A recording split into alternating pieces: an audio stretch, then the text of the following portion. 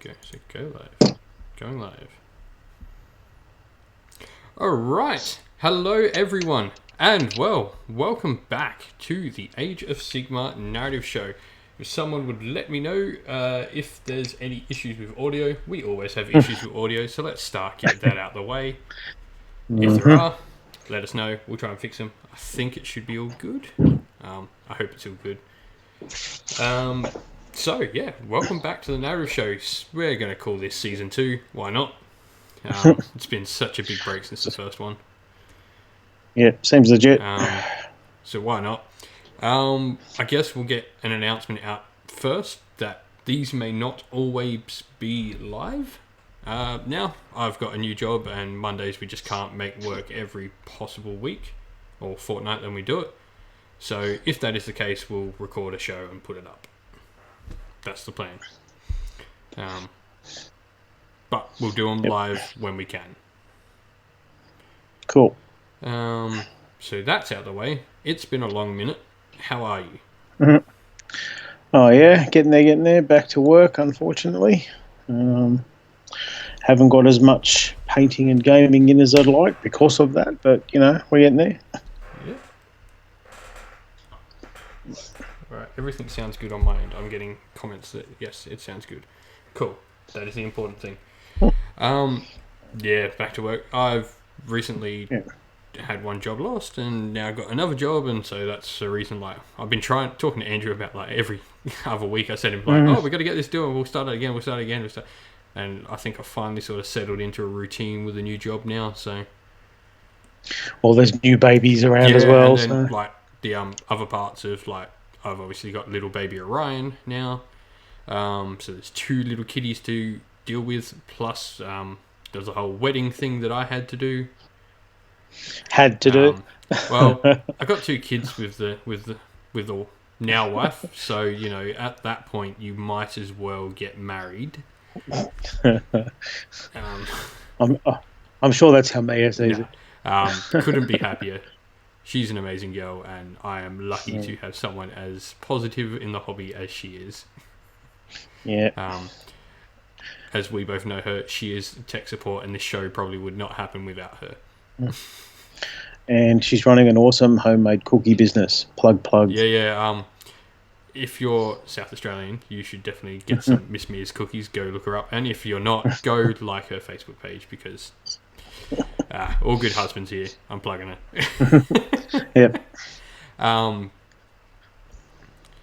Anyway, so we're just going to do a bit of a chat about catch up on some of the news that's happened. There's been a lot happening in the start of the year. Andrew's been to CanCon. I've got SHET coming up. And yeah, a bunch more stuff besides that to really chat about, I think, today. So we'll just sort of catch back up, and then we'll go on doing shows about stuff after this. Yep. Anyway, long-winded intro. Hobby-wise, what have you been working on? Well, I'm trying to still decide on a list for the ETC in August.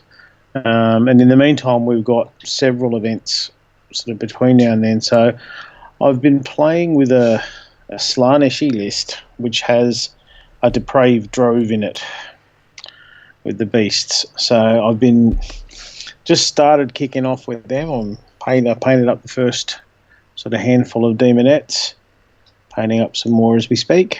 Got some other stuff on the way. Played a game with some proxies on the weekend. So nowhere near as much stuff as I would have liked to be doing, because my job of late has not given me much time, but I'm getting there. Nice. I'm in the mad last dash I've almost finished my SAGT list, which is a Cities of Sigmar list, sort of just thrown together the ideas like power pairs, and I did a whole video on it, so if you really want to go in depth on what my thoughts behind it are, you can go check out that video. But the idea is, in a short summary, is I want a list for cities that I can take units out of or power combos out of and put a different power combo in. Yeah. So it can sort of build as I paint stuff, and I can take what I want and take it apart. Well, like everything that I do, I have an eye to sort of multiple builds like that too. So Yeah. if I, with the sort of Slaanesh, the Hedonite list, adding a few more demons gives me a straight Slaanesh. Adding a few more beasts will give me a straight beast. So 2 lists. Yeah, that is the great thing about, like, it's why I like the Chaos armies, is because you can go so many directions with any of the Chaos armies. Yeah. It's really quite cool. Like with slaves now. Yeah, and pretty much all those books now have like slaves and beasts. Have ways to incorporate units from the other books Yeah. without actually taking that list. So whether you're Nurgle, Khorne, Slaanesh, Tzeentch, there's a way to work in beasts and or Yeah. slaves. So without losing your keywords, which is good. Yeah, it's really good design for all the chaos. Like it's really well done. Yep. So we'll go into like a bit of the news. So there's been a bit happening. Aether War came out and CanCon. We'll sort of chat about that first, I guess. Yeah. So the new Caradron hit like the proverbial truck. And look, I think they really, really needed the buff.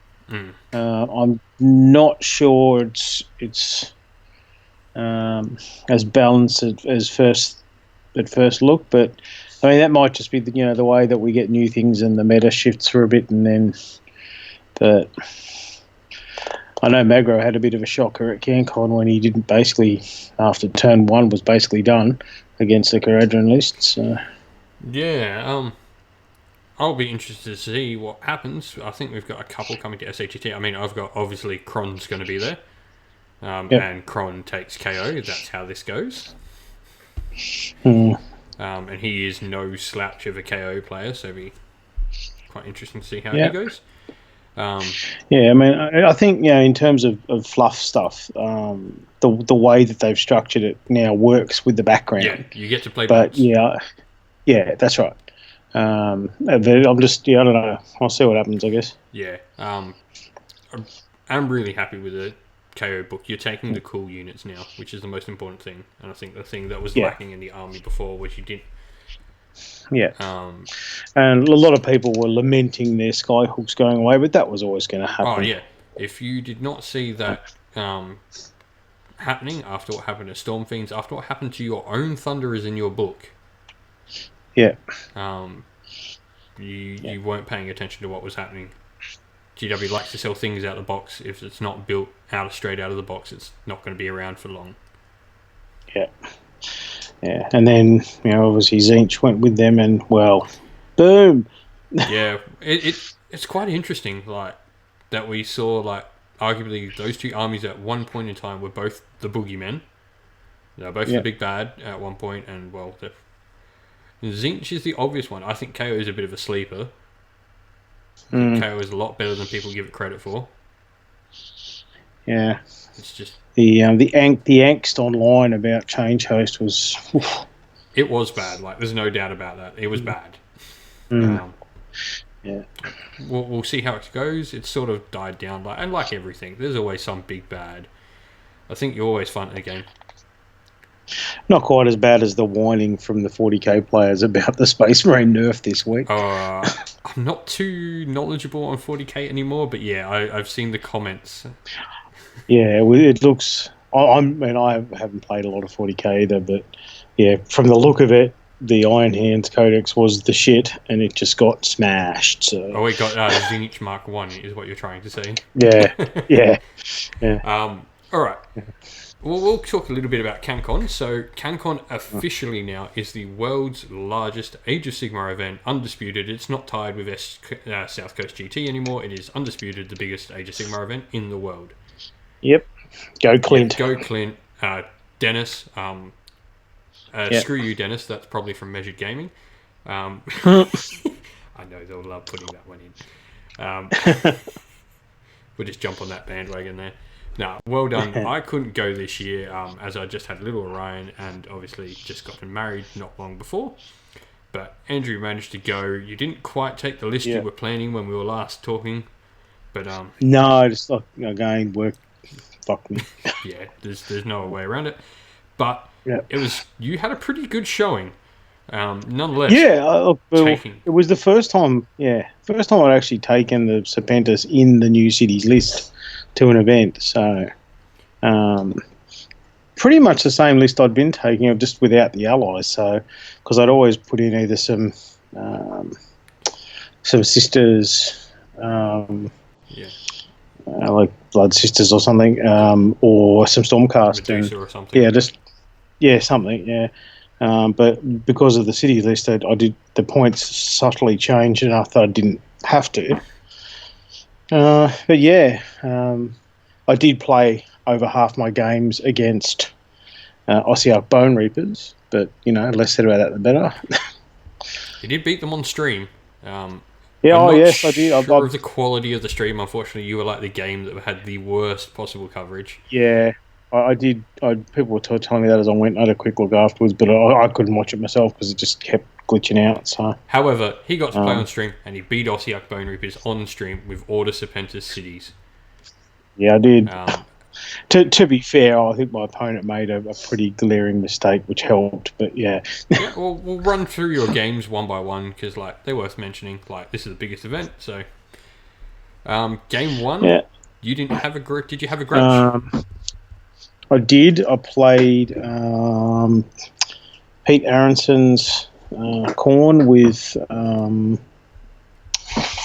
Was it Pete? I think it was Pete. And it was no, it was his. Yeah, it was him. It was his new Legion of Asgore. Ah, cool. Which I hadn't played before, and I won. But the artillery of the Asgore stuff's pretty cool. I hadn't really rated it previously, but yeah, it's pretty good. He's got a really cool Hashart's artillery train blade fluff thing happening. Yeah, it was very cool. Nice. But yeah, it was his first few games with the army as well. He played a couple against some of the mortally wounded guys, but that was it. So yeah, we played, and I think it was just a case of I had more experience with my list than he had with his, really. Yeah. It's okay, yeah, cities were new and you hadn't played cities, but you'd been playing Serpentis for almost 2 years at that point now. That's right. Yeah, so, and the Serpentis Knights, which obviously is the sort of core of the list, got a lot better. Well, yeah, Serpentis in general got a buff. Yeah, and I had 2 Dreadlords as well on Dragons. So one's hard to deal with, 2's hard as well, harder. Yeah. Because you give them the shields and they're a 3-up save. So yeah, and then I played. I think the next one was was the first of the Bone Reapers, and yeah, I won that one. Catacross doesn't like vitriolic spray. This is a Catacross game. So yeah, managed to get close enough, and Sorceress, the last remaining Sorceress who hadn't been sniped off by the crawlers, managed to get vitriolic spray off, and so Catacross has no save at all, even though he's got his death stuff and that. But yeah, a Dreadlord and a big unit of Knights and a Chariot and a Hydra. So yeah, he wasn't much you could do. And hey to Doom in the chat, man. Hey. Nice. Yeah, I remember getting that message saying that you'd vitriolic spray Catacross. I was so happy. Yeah, it was wow. Okay. Because I hadn't used that spell because I hadn't played that list. Yeah, it's so good. And so I was like, oh shit, okay. But of course, with that said, that pushed me up to the sort of top tables. And I can't remember who I played after that. there was the one that was on stream was Game 4. Yeah, that was the Places of Arcane Power Yeah. with the Bone Reapers. And as I said, like that one, to be fair, Cohen made he forgot to move Cavalos onto the center objective. Oh. And because what he done is he wanted to keep him close enough to his crawlers to get the bonuses. So he was using the crawl. He used the crawl as well. Like he sniped off both But sorceresses. seeing his own bust didn't sort of take a look at the actual game itself. Yeah, and he said after the turn, he said, "I think I've lost this." And so then I just pounced on two of the other objectives, 2 dragons. And yeah, they're not easy to remove. That's right. So it was, a close game. It was a great game. He's a great bloke. And yeah, that was at that point I was just stunned. Like I really was not expecting, because I mean, to be as much as I've played the list before, it was a cobbled together sort of thing. I'd been planning to take Tamakan. Yeah. So it was literally a couple of weeks out when the list was due, and I was like, oh well, that's not getting done. So throw this together and send it in. Yeah, and so then I had to play a cities list. It was a cities off. It wasn't Hallowheart. That was against It was Hammerhall. Simon, Yep. Yeah, with his bajillion Phoenix Guard. Yeah. Yeah. You would have seen him on stream game 6 fighting for the whole thing. Yeah. So Yeah. A good cities list. Yeah. Yeah. Oh, a great guy. Fantastic game as well. But yeah, look, nothing I could do. Like I had even with the Dreadlord with the vitriolic, not the vitriolic, the acid blood. I took off a big chunk of the Phoenix Guard as they killed the dragon. But yeah, by that stage, pretty much everything else was gone. So he just mopped me up. And last game was Another Bone Reapers. Yeah, but it was the Nagash Bone Reapers. Petrigash. Yeah, look, and I understand the tactic and everything, but I said to him, I said it's just a boring game to play, like, because he just surrounds Nagash with Mortek and then goes, Arcane Bolt, Arcane Bolt, Arcane Bolt, Arcane Bolt, Arcane Bolt. But, well, all right, I'll just sit here and remove my toys. Yeah. Because there's not much you can do. Like, I mean, I hit as hard as I could, but you just can't get through all those Mortek. Yeah. Well, you ended up 4-2, yeah? Yeah. 4-2 again. Yep. That's back to back 4-2s for you, isn't it? Yep. Yep. Yeah. Yeah. Narrative gamer. Okay. It's true though. Like you've got like a 4th place with like a cobbled together destruction army. That was at Border War, and you've got 4-2 back to back at CanCon. You've gone like 4-1 at like multiple times with your Serpentis. Yeah. The game I played on the weekend with this first new Slaanesh list. I was talking afterwards with Jake. He's not hugely experienced, but he went to CanCon for his first time. He's another guy in Young country, New South Wales. Yeah, and we were talking afterwards about, because he took Everchosen list with Archaon and I know who you're talking about now. Yeah, but I won the game. I lost a lot of stuff, but it was simply about objectives, because Archaon does his thing, and I'm just pouncing on the objectives.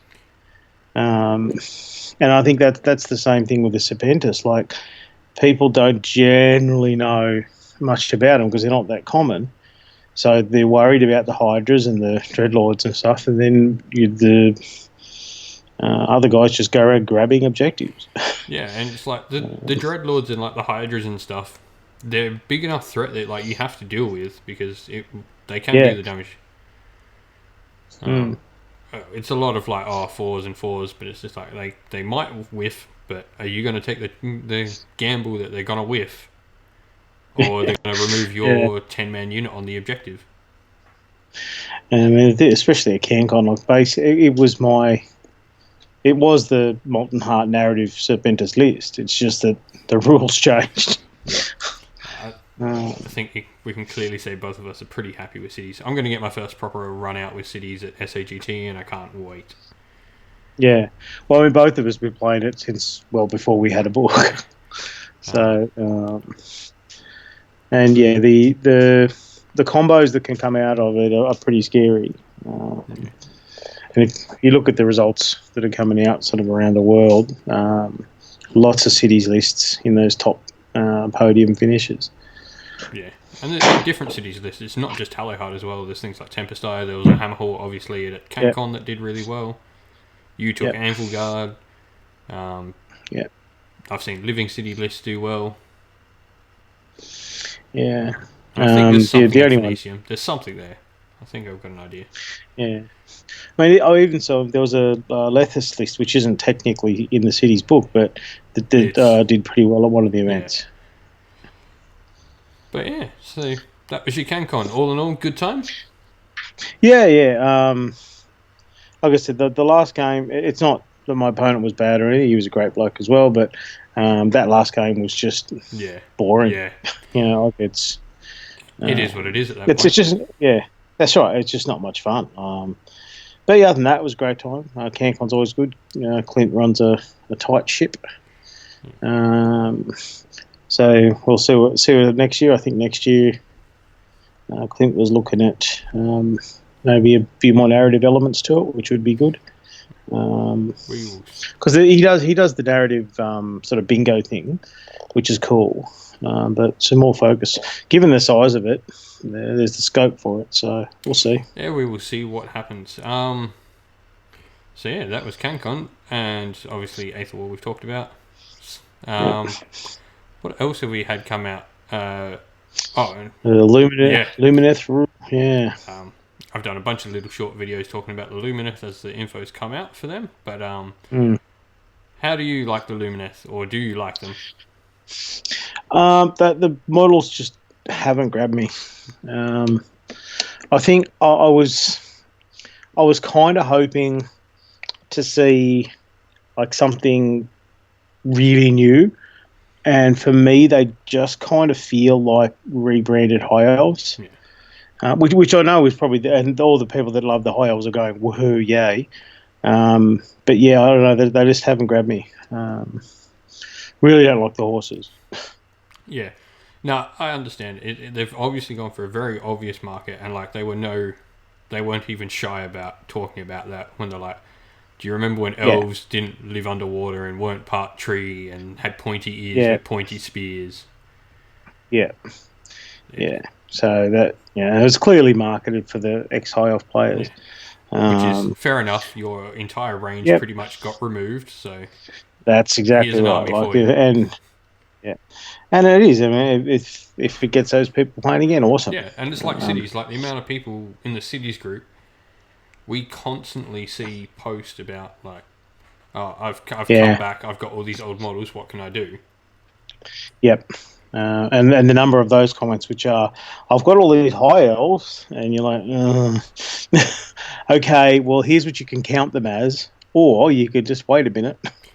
Wait, what? Apparently Doom is doing elves. Okay, wait, what? All right. He's not allowed to do that, is he? Oh, boring even. I don't know what he's talking about, but yeah.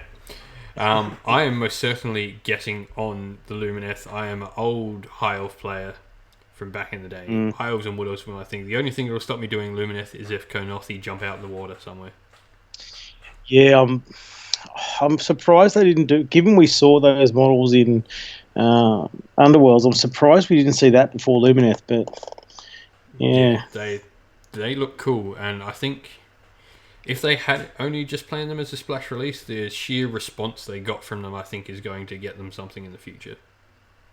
Yeah, and see, that's the other thing. If they had just planned them as the splash, and then they weren't really prepared for the popularity, then they may be now, as we speak, going, right, what can we do with this? We've hit something here. Yeah, so fingers crossed. Yeah, I was down on those Kernossi. But yeah, Lumineth, I can't wait. Yeah. No, I think for the Doom Spearmen, agrees with you. Doom says they're boring. um, He's a Dark Elf player as well, though, just like you. Like, he likes all the mhm. Dark Elves. So, Yeah, it's more. Yeah, I think there's nothing in them that I looked at and went, oh wow. It was like, oh yeah, that's an elf with a spear. yeah. I'm in You know? the small party that I really like the Techless model a lot. I don't mind. I think the position for me is a little derpy, but I understand why they've done that. But yeah, I It's don't know. not a mount, it's his buddy. Yes, it's his best Yeah, friend. Yes, it's a companion, not a mount. I think that's the important. it's Rick and Morty. But yeah, I quite like the Techless model. I like the aesthetic that they've gone for with like the thing. So I do like Eltharion. I think that's a great I idea. think you don't like miniatures if you don't like Eltharion. That model is cool. Yeah, the sort of animated suit of armor. I mean, that's just really cool. It's quite an odd character to like just all of a sudden bring out too. Like he wasn't important. Yeah, he was there, but he wasn't. They had that whole story with Grom the Paunch back in Warhammer Fantasy, but he wasn't important in any way. Like he wasn't like Caradryan, who was an incarnate. He wasn't Tyrion. He wasn't even like Corhill, who was the king's bodyguard. He was just one of the lords that happened to fight a goblin and lose everything. But the model has been around since the old model since like Fourth Ed. Yeah, he is one of the original characters back when they didn't have backstories. Yeah, that's right. So that might just be, that's probably why he's popped in. But very cool. I was wanting to see Tyrion. Well, I think we're going to get him. Like some people are saying we're not going to get Tyrion. I'm pretty sure we are. Every article they release says Tyrion and Teclis are their gods. Yeah. Be interesting to see. We know we've got archers on the way. We've seen like the image of the archer, and we've also had them mentioned now. Be interesting to see what else comes for the Lumineth. Again, so I understand why, but lost opportunity, I think, for the cavalry. I know they've got a market they want to appeal to, but pretty much everything else new that's come out of Sigmar has been on some funky, realms specific creature. You could have gone for maybe White Lions. Yeah, even that. Yeah. And just gone a little bit on way out there, but it's good to know that horses are a thing that exists inside Age of Sigmar still. Well, I mean, they're in some of the other forces have still got them, but they tend to be the older models. Anyway, enough about Lumineth. This week we have Seraphon coming. Yeah. And we are definitely diving right into that lore because it's some of the most controversial lore that they've ever released for Age of Sigmar. And they released that weird video preview thing. The dude hovering behind the table. Yeah. I do like their humor videos that they post. Yeah.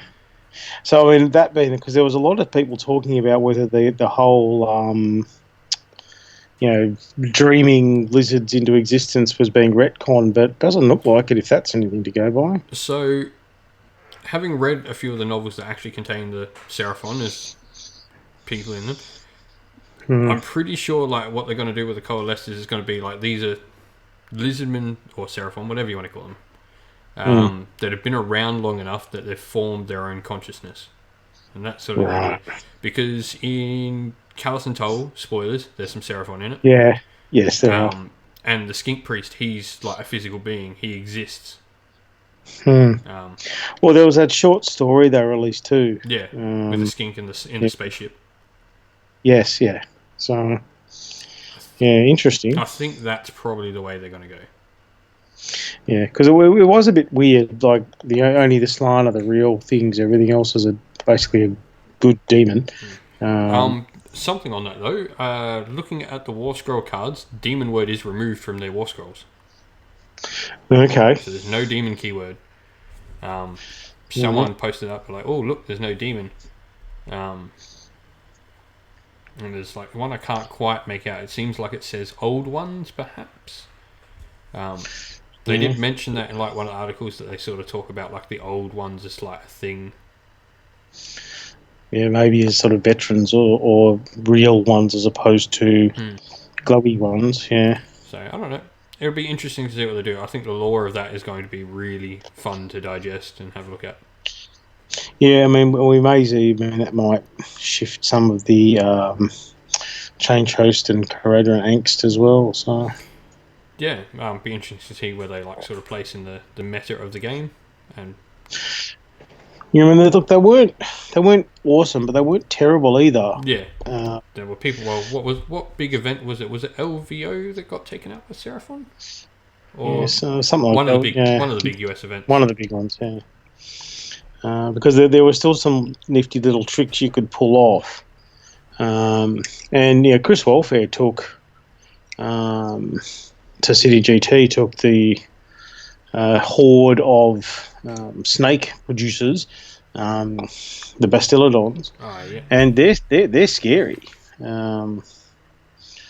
Like a whole lot of them letting their snakes go at once kills a lot of stuff. Yeah, no, definitely. I think like the most obvious thing that people want is make Saurus good in combat. Yeah, make Saurus fight good. I think if you do that, skinks don't really need to change. Really, like the whole like they skirt around the outside of a battlefield is pretty accurate to their lore. Yeah. Make the Saurus worth taking. Yeah. Whether it means giving them 2 wounds, a better armor save, some rend or more attacks, whatever it takes, make them good. Yeah. Yeah, 2 wounds would probably be a given. I mean, the cold-blooded thing, like, they just don't feel the first wound sort of thing rather than specific toughness, you know. I mean, and technically, like, if we're looking at, like, okay, they're made of stardust or whatever, like, they're imagined, do they actually feel? Yeah. Like, so... Yeah. Well, that's, Beth's first army, Seraphon, and she wanted the Saurus because she loves the look of them. It's like a daddy. She wants the ones that she likes the look of, and they're just shit. Yeah, they're just... one of my cousins that I play against regularly, probably see him on the channel a bit when Seraphon come out, because we'll try some stuff. But yeah, he loves his Seraphon, and like he's got big blocks of Saurus, and when not Shadow Warriors, what are they? I put a unit of 10 Dark Riders into Saurus Warriors, and I won that combat convincingly. Yeah. When I put my worst cavalry option into your like combat units and mincing you. Yeah. Even with the Star Host, like the specific Saurus one, they're just average at best. Yeah, they bring Saurus up to a baseline that everyone starts at and gets better from. Yeah, that's right. But hopefully, I mean, with the right, if the Slan should really be like sort of chess masters. I want the Slan to be able to use their magic. Every other army, sort of. Are you there?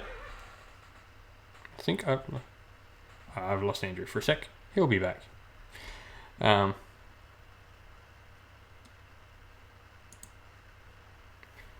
you back? Let's have a look. Alright, so Andrew's disappeared for a sec. We're going to end his call and reconnect with him. Yep. He's back. You there? Yep, I've got you. You're back, buddy. Yep, back. Yep. Cool. Sorry about that, everyone. Good. Some fantastic stuff there. Yeah.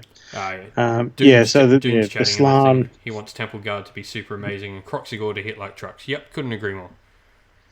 Yes, yeah. It's just skinks because Croxigore look like... well. Yeah. And how often do you actually see Croxigore in a list at the moment? I don't remember when I ever have. Nah. And they're great models. Yeah.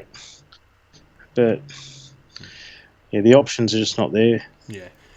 It'll be cool to see what happens to Seraphon. And that we should note they are getting a new model, at least that terrain piece, and that terrain piece is amazing.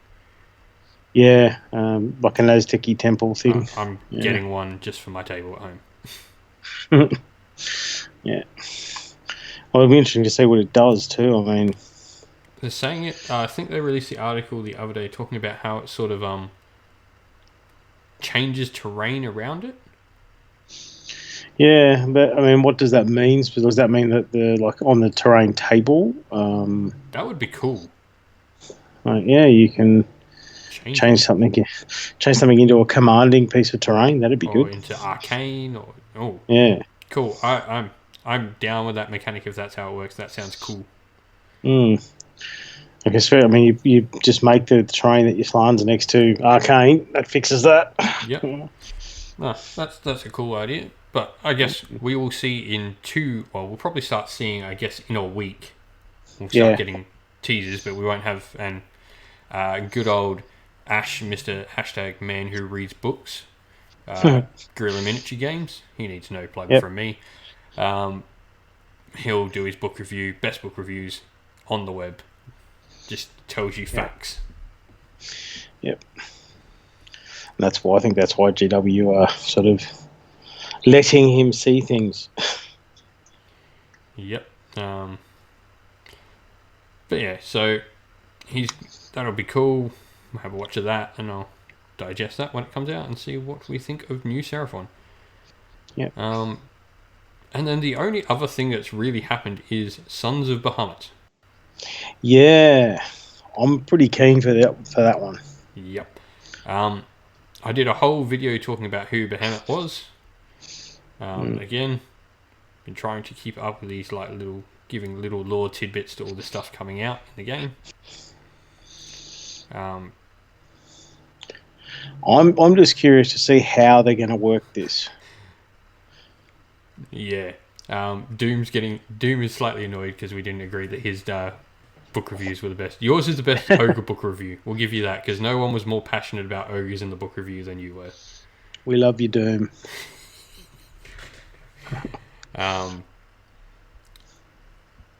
We'll meet in the middle there. Best ogre review, without a doubt. So yeah, Sons of Bahamut. Anyway. See, I'm wondering, and someone actually commented on this. I think it might have been on Twitter, saying, is it going to be the Imperial Knights for Sigmar? I don't think it is. I think we're going to be a little bit smaller. Yeah, so it'll be interesting. Currently, the Ale Guzzler Gargant War Scroll is 170, 180 points? Yeah, something like that. Yeah. He's under 200. So it'd be if you're taking that times whatever, that is 10 giants. It's a lot of giants. Yeah. It's more than knights. So it's even heroes are double that. That's still 8-7 giants. Yeah, and it'll depend too. I mean, because the Owl Guzzler has all those sort of good fun narrative-y rules, like fall over and things like that. Don't mention that rule while Doom's in the chat. Not happy, Jan. All I remember was I ran a small tournament and Doom took a giant, and literally the first charge it ever had to make, all I hear is, "Oh, God damn it," from a table. And you guessed it, he was 3 inch away, and guess what he rolled? And rolled a double. Oh, dear. But that's what I mean. They're so random. It's like the old orcs. I don't know whether the Bahamut rule might take that away, maybe, or... Yeah, it'd be interesting to see. Like, it's gone off the Chaos Gargant, but it didn't get removed from Gloomspite? No, it didn't. Yeah, so it'll be interesting to see what they do with it. Because, I mean, if they remove that, the points presumably for each one will go up. But Doom lets me know that it was the first 2 charges, not just one. Oh, yeah, you certainly belong with us, man.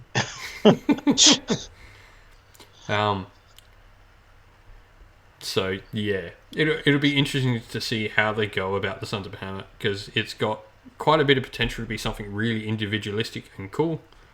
Yeah.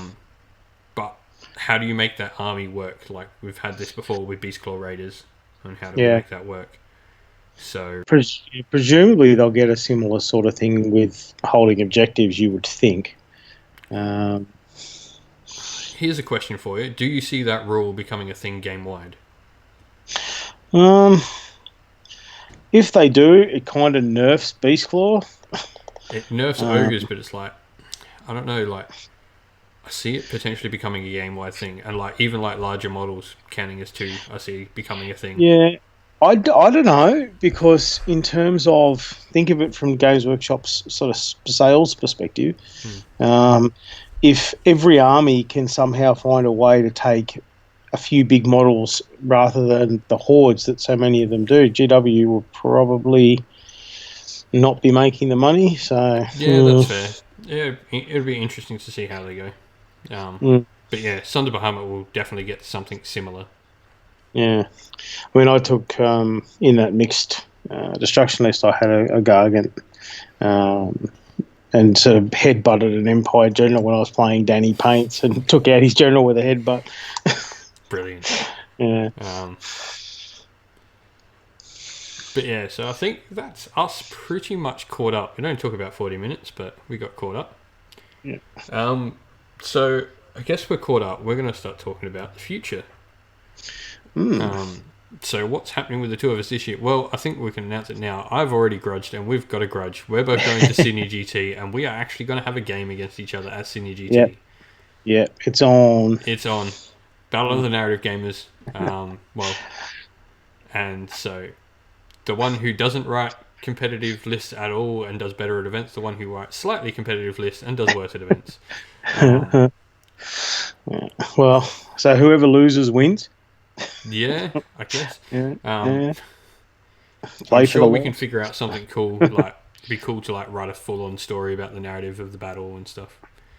Well, my new list is having it. It's got a narrative underway right now, because it'll be going to, hopefully, Anzac, but definitely, if I can get it done, to the narrative event in Melbourne. So yeah, and we'll get on to other events right now, I guess. So we've both got plenty of events. We're both going to the narrative event run by the Dwellers Below. Yeah. Quite looking forward to it. It's going to be like the first big narrative event. I think it's sold out now, or nearly sold out. It's going to be about 40 players. Yeah, I think it's sold out, yeah. It's either very close to or has. Yeah. Maybe go have a check if you're thinking of going. Yeah. Looks very cool. Yeah, they seem to be going all out for it. Yeah, 1,500 points plus your own personal Titan. Yeah, I'm still not sure what I'm going to do. It probably will be Pirates, but we'll get past SAGT and then I'll figure that out. Yeah. But if it is Pirates, I'm thinking either I make a Black Ark, or like a small Black Ark, because a giant Black Ark is not possible. Or I'm going to make like some Mother of Charybdis thing. You look at the old Man of War Dark Elf ships for inspiration. Yeah, or the ones that are being pulled by a sea dragon. Yeah, that's sort of the idea. I've got a merworm there. Yeah. To pull something. So there's a few ideas. It'll be Scourge Privateers backed up by some Phoenix Guard, because I've got a narrative story of why they're there. The Fleet Master, Mr. Harkin Kurz, has stolen the heart of the drowned Phoenix. So, well, taken, stolen, well, that's up for debate, and he says it's up for debate. But I'll have his narrative soon put together, and especially once I've decided on the army, we'll have the narrative come out for that event. Yeah. I'll I've got mine underway, as I said, with the Depraved Drove and the giant Minotaur priestess of the Great Breeder on some gigantic thing which I haven't determined yet. Nice. But yeah, I'm really looking forward to that event. Big narrative turnout. 40 players is great. Yep. And here's to many more events like it. Yeah. Well, there are so many events now in Australia that we really can start to hopefully get some different stuff. Like Sydney GT is doing where the wild things are. Yep. Where there's so there's some custom rules in there as well. We've got a custom war scroll for a big beast that everyone gets. Yep, yeah, so it's just like a universal war scroll. Yep. Which I think is like a good mix. It's putting a little bit of a narrative spin on the game, but it's also sort of, okay, it's a set monster. Yeah, and everyone's got it, so there's no, whinging or complaining about this is too powerful, or so. Yeah. So events wise, I think I've bought a few tickets for events for me. I've obviously got SAGT coming up. I've already got obviously the narrative event. I've then got a ticket for Redneck Rural Roadside Rampage. I'm pretty sure I said that in the correct order.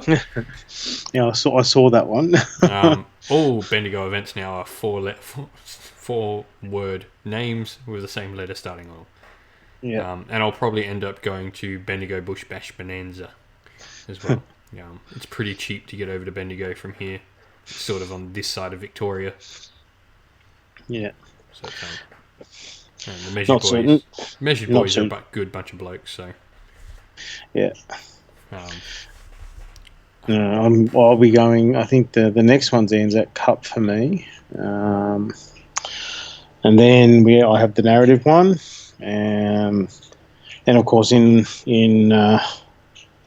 August I'm going over to ETC, and then so what happens after that?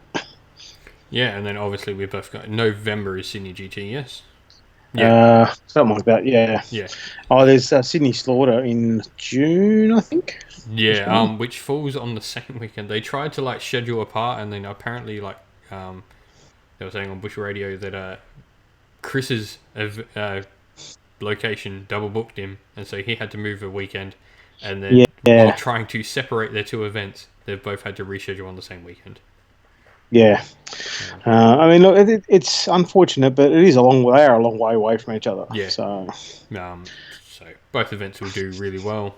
I think it speaks loads of volume to the strength of the community across Australia that we can have two big, 50-player events on a weekend. And they're both sold out. So Bush Bash has got a few left, but it's doing what? Is it? Not Bush Bash, Rural Redneck Roadside Rampage. Okay. But it's close. It's getting there, and they both will. Yeah. And the thing is now, I mean, whenever a new event's tickets go on sale, you've got to get in and get them because they just go. Hint, you should go buy your Cinderful District Grand Tournament ticket now. And I guess that's worth mentioning. I'll be running my first GT. So I run a few one-dayers and stuff like that, but I'm actually going to run a Grand Tournament, 50 players. Cinderful District Grand Tournament. You can find the event up on Facebook and you can purchase tickets. Held in South Australia, and it'd be great. Get along. I'm using pretty similar player pack to what CanCon used. I really liked the player pack. Shameless stealing it, but changing it all to the Realm of Fire that'll be used for the event. Because for those who don't actually know what Cinderfall is the district of Hammerhall in Akshi that you play Shadows over Hammerhall in. That is where the name comes from. Yep. So, it made sense to, what realm rules do I use? Well, Realm of Fire, because that's where Cinderfall is. Yep. So, doing that, there'll be I'd made a few amendments, like there will not be books allowed in without FAQs. I think that's going to become a thing. I want people to use their things, but you just have to sort of draw a line, I think. Yeah, there was a fair bit of angst, I think, after CanCon with the newer books. And take nothing away from anyone who ran a change host, ran it well, and no, not at all. But I think it is the way because it just saves all that angst. There can be no complaints at the end of it. Yeah. As I say, I suspect that'll be the way going forward. Yeah. I know the Bendigo event that I'm going to is the same thing. Pretty sure Sydney GT is the same thing as well. So it's just going to be the thing. Which is fine. I think it's a move in a good direction for it. it'll save some arguments. Yep, definitely. And then obviously I'm going to go to CanCon next year. Yeah. So we're getting back on that. So we're already talking about CanCon, and it was barely a month ago, just over a month ago. But that's what you got to plan for the biggest event in the world. yeah, if anything,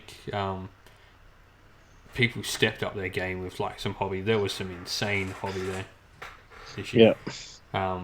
I think worth mentioning two in particular that just strike my mind were Danny Paints and Tim Buckley, Mr. Aussie Wargamer. Yeah, the pirate orcs. And the I guess Necromunda inspired KO, I would say. Yeah, in the 44-gallon drum. Yeah, and yeah. then Aussie Wargamer stuff, like when you realise that he made the chest. Yeah. There were some insane levels of hobby. You did get a Coolest Army nom, if I believe, did you not? Yeah, I did, but yeah, like I've already used, like I set it up, but I was never really, like I was late setting it up, and I wasn't really. I don't think even like in that company, I don't think my guys were in with a shot really. It was nice to get a nom though. Like it shows like you were like that, you know, those teams that fight for a like 6th place finished in the Premier League. You're fighting for Europa League spots here. Yeah. But I mean, shout out to those two, especially those two. Like the amount of work that went into them was huge. Yeah. And like, if you check out Aussie Wargamer on Twitter, because the stuff that he does is really cool. He's an ideas man, and he brings them to fruition. It's just awesome. Well, yeah, it's like the year before he learnt to bookbind to make a book for his Bretonnian Sylvaneth army. Yeah. And this year he's like literally made a treasure chest for his pirate army. Yeah. Destruction Pirates, and yeah, and then Danny Paints is just amazing. Yeah, Danny Paints. Yeah. Necromunda inspired KO converted up a heap of them. Put it all in a 44-gallon drum. You might have seen this on the Ordnance Wargamer or something like that. Go check out Danny Paints on Twitter. He just posted like big pictures, and I think we convinced Ben Johnson to maybe put it in White Dwarf today. We were tagging him, and we're like, this deserves to be in White Dwarf, and we all got on, and then he's responded, he's like, cool, send me some pictures, Danny. So, like, if anything, that it deserves to be shown off to more people. Yeah, and the police. Yeah, with people down or like grapnel hooks, like going down the sides of it. Yeah, the Grundstock, I think it was the police chopper. Yeah, it's very cool. Just so much cool stuff in that army.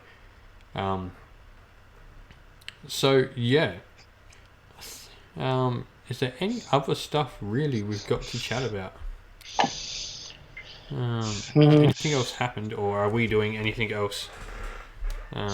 Well, I mean, I did a bit of a personal plug. I got to share Anthony Magro, the coach, said that he'd been contacted about the influence that Beth, my daughter, had on some young players around the world who saw the interview he did with her and has inspired them. So I thought that was pretty cool. Yeah, most definitely. For those who don't know, Beth is Andrew's daughter. And she goes around to all the the vast majority of Age of Sigmar events that he does as well. Yep. And she kicks butt at them. Well, or sasses you. She talks a big game. Yeah. She either kicks your butt on the table or kicks your butt mentally, and sasses the hell out of you. Yeah. But yeah, so and the coach got some video of her after Sydney GT with a couple, and apparently some kids as far away as the US were inspired to get involved. So it's a proud dad moment. Yeah, no, it's good. It's good to see like kids getting in the hobby and stuff like that. And if that little video helps other kids go, oh, this is cool, I can do it. And especially in like more modern world, like you know how it is. We all know how it is with nerd stuff. We don't like to show it off and whatever. But if kids can shake that stigma and go do the thing they like doing, it's great. Yeah, and so Beth's one of those kids who honestly just doesn't give a crap what people think about her. So Yeah. she'll happily go out there and tell you about that stuff. Yeah. Can't wait till my kids are old enough to come around with me. Mia says she can't wait either because then she gets a weekend to herself. Yep. There's that. She'll be like, "Go on, go, Dad, go, Dad." I guess that's really it. There's been information released on the Age of Sigmar RPG that you can go check out. Yep. That's looking pretty cool. Yep. We won't say anything more on that, but yeah, you can go check out Cubicle 7. And right, I'll say this here because it's popped up on the group a little bit. Unless it's from Cubicle 7, do not believe a word of anything and do not believe any release dates you see. There have been some websites potentially selling the book early and giving out release dates. This is not true. Yeah, it was Mighty Ape, I think, in New Zealand. Mighty Ape had it all. apparently was a couple of others. Yeah. Emmett is an active member of the group. He is someone organising the game.